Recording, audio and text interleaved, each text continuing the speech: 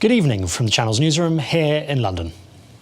Fears over the coronavirus triggered a sharp fall in Chinese shares when the market reopened after the Lunar New Year holiday. The Shanghai Composite Index closed nearly 8% lower, its biggest daily drop for more than 4 years. Manufacturing, materials and consumer goods companies were among the hardest hit, while healthcare shares soared. Meanwhile, the Chinese government has accused the US of causing panic in its response to the outbreak. It follows the US decision to declare a public health emergency and deny entry to foreign nationals who had visited China in the past 2 weeks. There are more than 17,000 confirmed cases of the virus in China. Some 361 people have died there. Meanwhile, China has opened a new hospital in Wuhan as the numbers of people infected continue to grow. The 1,000-bed Huashenshan hospital was built in just 8 days. It is one of 2 dedicated facilities being constructed to help tackle the outbreak. This amazing time-frame video shows just how fast it was erected.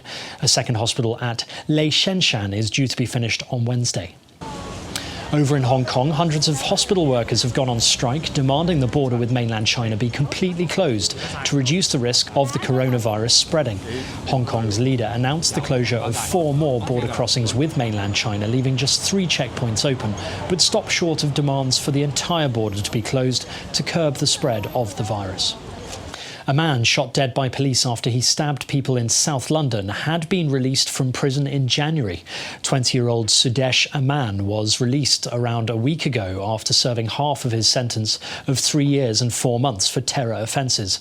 He was under active police surveillance at the time of the attack on Streatham High Road, which police believe to be an Islamist-related terrorist incident.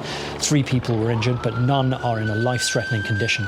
London Mayor Sadiq Khan said Sunday's attack was both preventable and foreseeable after it became known the assailant was already under surveillance by police.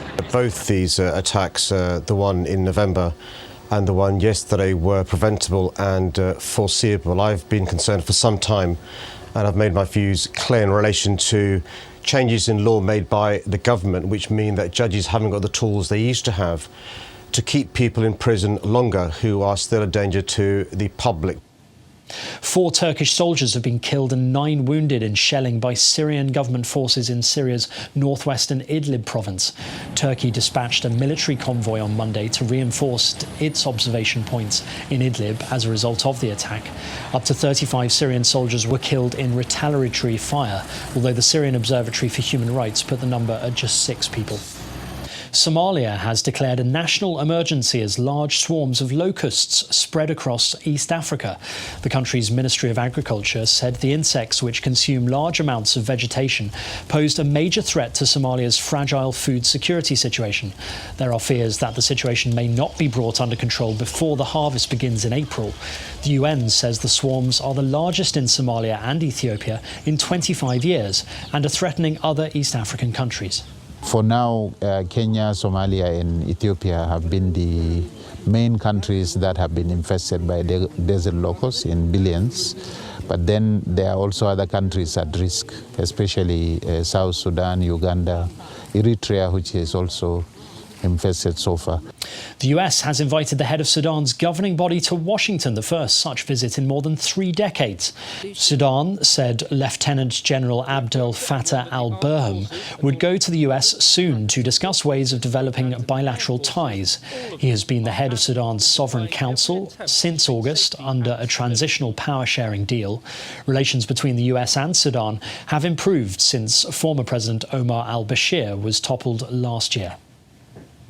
And finally, Joaquin Phoenix has received praise for using his BAFTA speech to call out systemic racism in the film industry. Joaquin Phoenix for Joker. Phoenix collected the Best Actor award for The Joker on Sunday. His comments followed an outcry about the all-white acting nominations lineup. BAFTAs have always been very supportive of my career, and I'm deeply appreciative.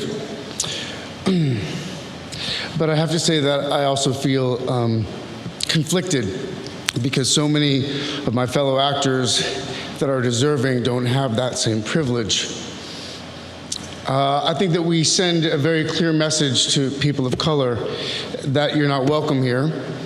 I think that's the message that we're sending to people that have contributed so much to our medium and our industry, and in ways that we benefit from. And that's your international news around the world in 5.